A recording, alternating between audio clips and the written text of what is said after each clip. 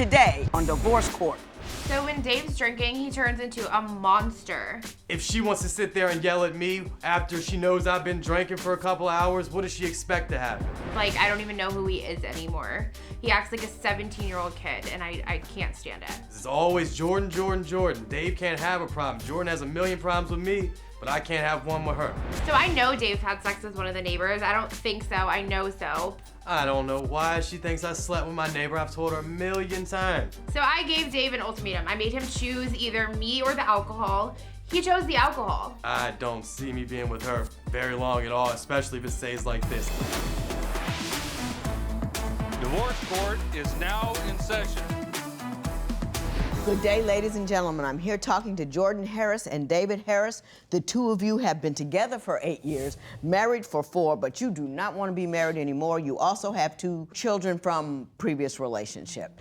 Mrs. Harris, I'm going to start with you. Why don't you tell me a little bit about your marriage and why we're here in divorce court today? So our marriage was great until Dave started drinking. He drinks every day now, and when he does, he literally turns into a monster. He's a completely different person. He is immature and childish, and it's embarrassing, to be quite honest. When you say he drinks every day, how much does he drink? At least 2 beers, but they're the tall, like really alcoholic beers. So it's every single day now. So what's he doing? So I actually had to lay down house rules, like he's one of my children, because I can't deal with it anymore. So he's not supposed to drink more than a couple of nights a week. He's not allowed to drink in the house anymore.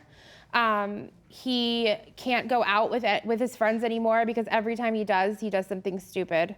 And he's not allowed to manage his own money anymore because it all gets blown on alcohol. He's even gone so far as to take money out of my son's piggy bank to buy a beer. Now, Mr. Harris, I'm going to give you an opportunity to defend yourself. First of all, you do drink. Yes, yeah. Well, you know, everybody has a cocktail from time to time. Do you think you drink to excess? It's not the way that she put it, Your Honor. Yes, I'll get off of work and have a couple of beers, but it's not like I'm waking up in the morning, chugging bottles of vodka, getting wasted. And I work really hard, and I try to support my family. I come home, crack open a cold beer, and I don't want to. Now, let me ask you a question. Do you drink until you're inebriated? Are you a little high? Are you tipsy? What kind of drunk are you? Like, are you a happy drunk? Are you an angry? Mean. Hang on. Are you a happy drunk, an angry drunk, a silly drunk? What kind of drunk? It depends on who's around me and the way that people are acting around me. If she wants to come and yap in my ear, then I'm probably gonna yap so you're an back and shoot. amplifier. So if you're around a bunch of happy people, you a happy then drunk. I'm gonna be done. But if you're around people who are nagging, you're gonna go hard. Exactly. Your Honor, you're an amplifying drunk. He has gotten to the point where not that long ago, it's literally like a switch flips and he's a completely different person. He took my glasses off our bathroom counter and stomped on them. So I couldn't see for weeks until I got new ones, which I had to pay for. He passed out in the parking lot of our local library, in the middle of the road, like middle of the street. I drove to go pick him up and he's laying across the middle of the road with his little bag of beer in his hand and he's passed out. Well, at least you were at the library. Yeah. Did those things happen? The way she's putting it makes it sound a lot worse. I wouldn't be the way it happened. I wouldn't. Well, hang on. How does it get worse than laid out drunk in the street? Because I wasn't passed out. I was laying on the ground, but I wouldn't. But you were conscious. Yes, I was wide awake. I wasn't as drunk as she was saying. We were arguing earlier in the day, and it makes me. I have nowhere to go. It's her car, so I just start walking. What's near me? I kicked him out of my car. That's almost worse. He was conscious, laying on the street like, this is something I ought to be doing. Do you know why you were laying down? It wasn't a main road. It was like a little back street. That doesn't help. It's so embarrassing. And the reason he was out of the car that night is because I kicked him out. Because we go to poker and we play poker with all these really, really sweet people. They all think he's so respectable. And then we get in the car and 5 minutes later, he's calling me a fat ass. Yeah, but how did it start? It's horrible.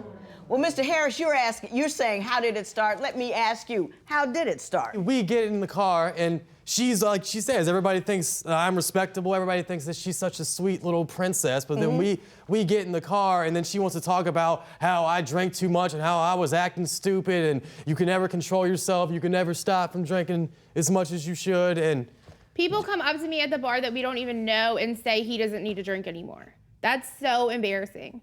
He's the last one out of the bar. Yeah, well, it's so embarrassing. Now, Mr. Harris. Yes. We've talked a lot of circumstances here. A couple of them, a little alarming. Would you admit, you say you're not an alcoholic, would you admit you might have a drinking problem? Because some people, you ramp up. Are you ramping up? Sometimes I will sit there and think maybe I have a drinking problem, but then I think on the other side, half the time I wouldn't be drinking if we're not arguing every single day. I'll get home and be ready just to sit and watch TV, watch a movie with my wife. And so what do you argue about? What does she start in on? Any and everything. I could work all day long and come home. I don't get a how was your day? How's it going, babe? I get, how come you didn't do this? And how come you did that? And why are you talking to this person? Because I know what I'm in for the rest of the night. We've talked about the drinking enough, so I'm going to give Mr. Harris an opportunity to vent his concerns about the time and the nature of your social media addiction. Well, to start off, she's not on the social media just because she's talking to her friends. She's doing it because she has nothing else better to do. She sits at home all day on her phone, laying in bed while I'm at work. What else? There's nothing else she has to do. Hang on. Is the house clean when you get home? Is there food made?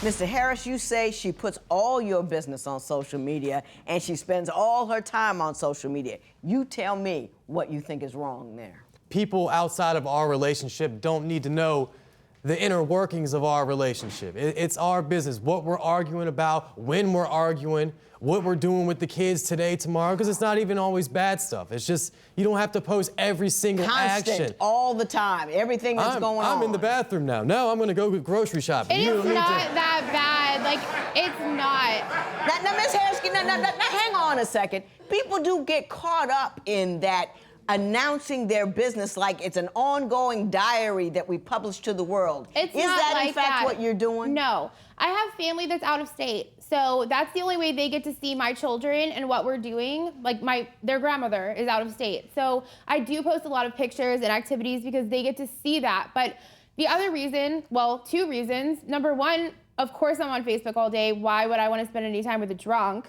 And number two, a lot of the support that I do get when I'm dealing with his nonsense is from these people. What do you call support? What are these people saying on the post that gives you solace? So I had surgery. He got drunk the night before and didn't come to my surgery. I had to make my mom come here from 4 hours away to go to my surgery with me, and my own husband wasn't even there. And I have an anxiety disorder. This was like the worst fear of my life. It's because she wants to Hang on, I'm gonna get to you. And the whole reason that she knew what had been going on was because I post stuff on Facebook or I update things. And I have friends that check on me because of things like that. You know what you do when you got a personal problem with your body and you want to tell your mama? Yeah, my mom doesn't answer her phone. Come on over. We love to get phone calls from our children. We really do. Y'all never call us. Mr. Harris, how do you say that affects what goes on in your relationship with the people that surround her? Well, to start off, she's not on the social media just because she's talking to her friends. She's doing it because she has nothing else better to do. She sits at home all day on her phone, laying in bed while I'm at work, making the money to support our family. What else? There's nothing else she has to do. Hang on. Is the house clean when you get home? Is there food made? No. Half the time I get home, I'm doing the dishes. I'm making dinner. She's asking me what are you gonna make for dinner after I just got home from 12 hours of work and I'd like to go home and sit down. Ms. Harris, is that true? Where do these 12-hour days come from? He works like 6 hours a day, if that, and his job requires him to sit there and watch TV all day. Okay, fine. So what are you doing during those 6 hours? I have 2 children that are with me all day, every day. I have. They're at school most of the time. How old are they? They're 8 and 11, Yeah. so they do You go know, to school. I got to tell you something, Ms. Harris. A whole lot of women out here that had 2 kids. I know some who had 5 or 6. Food made, house clean, That's and not everybody true. put in jail in Cleveland Heights. I make dinner. I do clean the house. He hasn't done a load of laundry since we moved into our house. But she cleans the house. What's happening. I think I know what's happening here. But now I got to find out what happened when you went and got drunk and ended up in the bed of another woman. Wake up, next day, she's being all nice to me. And then she's like, well, you're gonna leave me because I slept with this guy, and Ms. Harris, can you explain to me briefly why you felt the need to sleep with somebody else?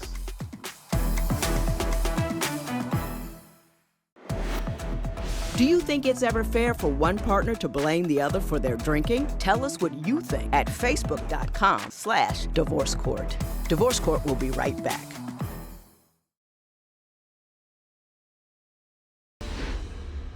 So my understanding is he did get drunk one day and wound up in the bed of another woman. How did you find out that happened? I gave him an ultimatum saying that he had to choose the beer or me, and he chose the beer.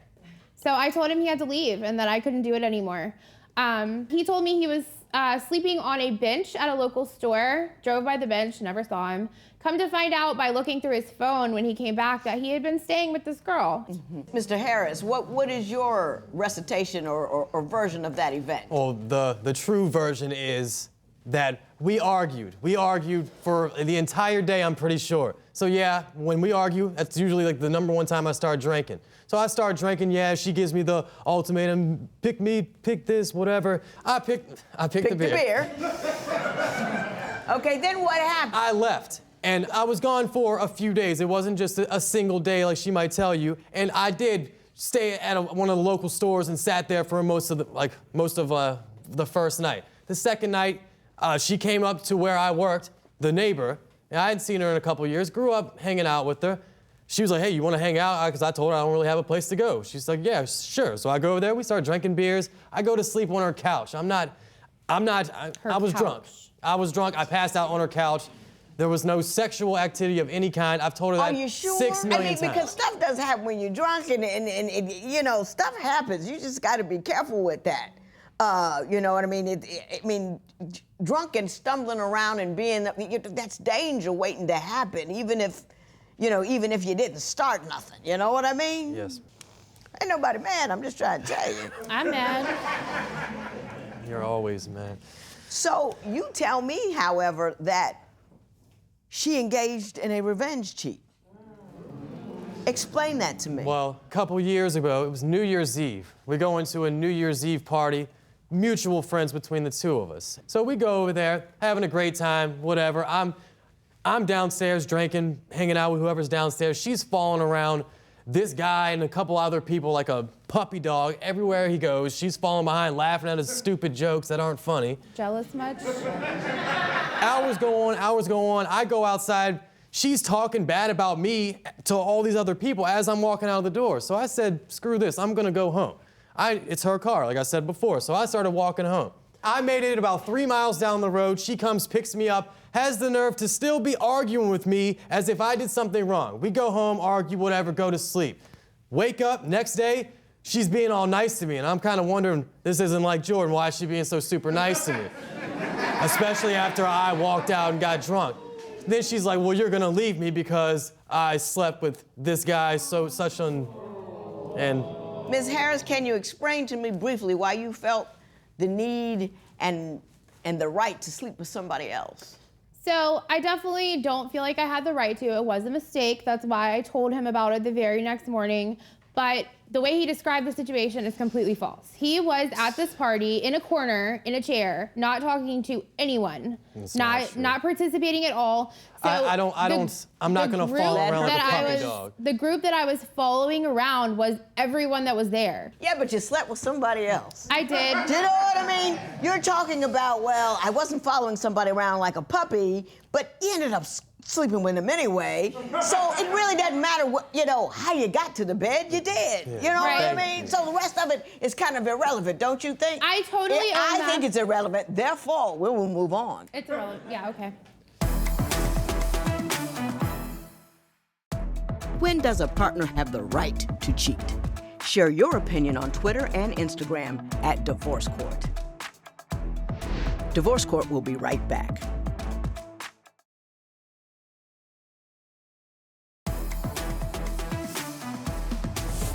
Ms. Harris, you are seeking $1,500 from Mr. Harris, $1,300 for a broken computer, and $200 for a broken phone. Why don't you tell me what happened and why you're seeking those sums of money? Okay, so he has been talking to this girl that he used to work with.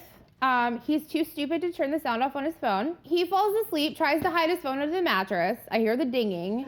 So I get the phone out and he's talking to her again. He's added her again. He's talking about moving out and finding his own place and not being with me anymore.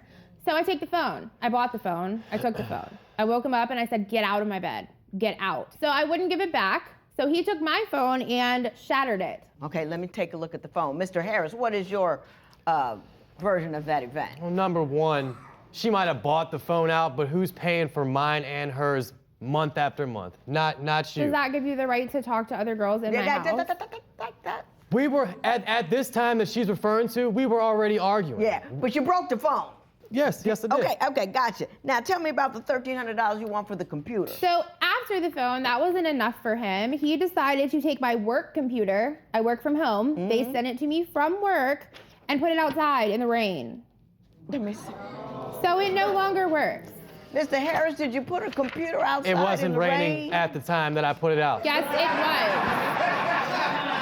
Then why did you put it outside? What did you expect to happen when you put it outside? Well, she's gonna take my phone from me, so I'm gonna take her stuff, and you're not gonna take my things from me and act like I'm just gonna be like, baby, please give it back. I'm not breaking it though. I just kept it. I'm not putting it in the rain and it's $1,300. So you use this for work? Mm-hmm. So did I you had have miss to work. replace it? Yeah, I had to pay for it. So this was a computer that she got from some source other than you? Yes. Oh, Lord.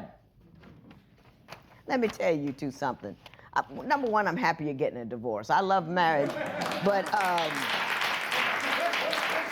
glad you're ending it because it's a nonstop revolving door of pain and hurt and accusation that causes more pain and hurt and accusation. It's just getting worse and worse and more ratchet and more ratchet and more ratchet. And you're really going to end up doing each other some damage. I want you to know that you need to be able to co-parent the children. You got to get over. Once you divorce somebody, everything they did to you is irrelevant. Because you're no longer with them. You don't have to even the score. You don't have to prove anything. You just have to take care of your business and take care of your children. Act like he's the nice, happy drunk from across the street with whom you share children. You make sure that he's not drunk taking care of those kids. Yeah. But you guys have to be friendly towards one another and leave all of this drama alone and all this looking. He's going to move on and get another woman. Don't lose your mind.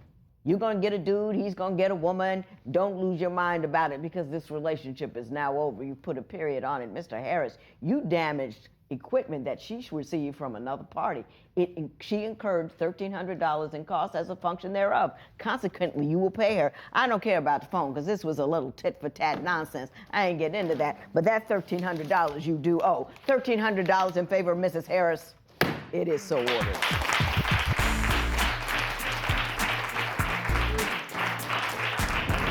In my defense, I probably drank too much, but if you had to deal with the constant nagging, the blowing of all the money that I work hard for, and just the constant just yapping in your ear, you would want to drink every day too. After 8 years and 2 children, it's definitely devastating to lose a relationship, but I feel like Judge Scholler said at this point, it's time to move on and cut my losses, to be honest with you, because this is obviously not going anywhere.